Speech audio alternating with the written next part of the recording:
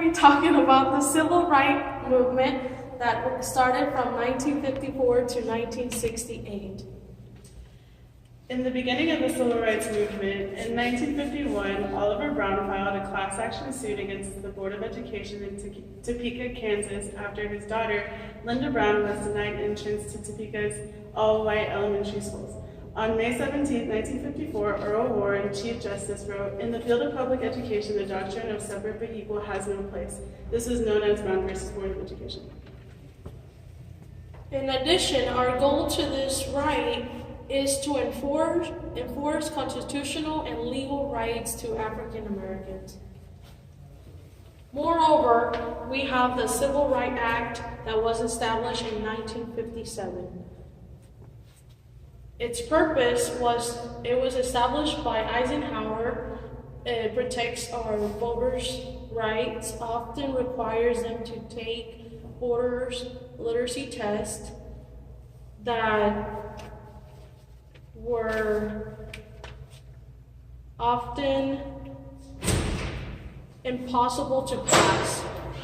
Then you have the 14th and 15th Amendment that gave blacks equal protection rights and the right to vote.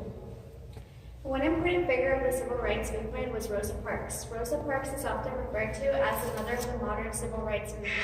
She was arrested on December 1st, 1955 after refusing to give up her seat to a white man on a Montgomery bus. This led to the Montgomery bus boycott. Martin Luther King. Martin Luther King was one of the most important figures of the civil rights movement. He led the Montgomery bus boycott and the March on Washington in 1963. Fair Housing Act. The Fair Housing Act was one of the last major civil rights movement legislations, and it was passed by President Johnson on April 11, 1968. This law prevented housing discrimination. Civil Rights Act of 1964.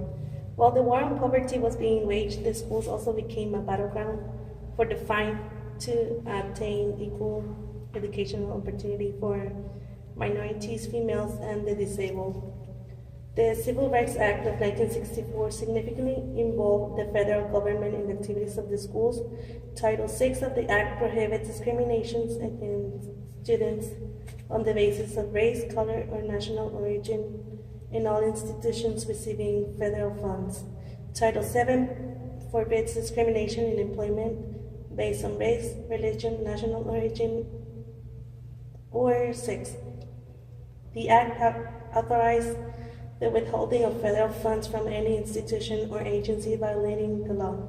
It also authorized the U.S. Attorney General to take any legal action to achieve the school desegregation and provided federal financial assistance to school districts attempting to desegregation. One of the big situations that impacted this decision was the Rock Nine. This happened in Little Rock, Arkansas, and the Central High School called the National Guard to prevent black students from coming in. President Eisenhower deployed federal troops to escort them into the school. Brown versus Board of Education also sparked the Civil Rights Act of 1964, but also did the Bilingual Education Act, which was passed to provide bilingual education to non-English speaking students. In 1975, the Individuals with Disabilities Act was passed, providing children with disabilities an equal education.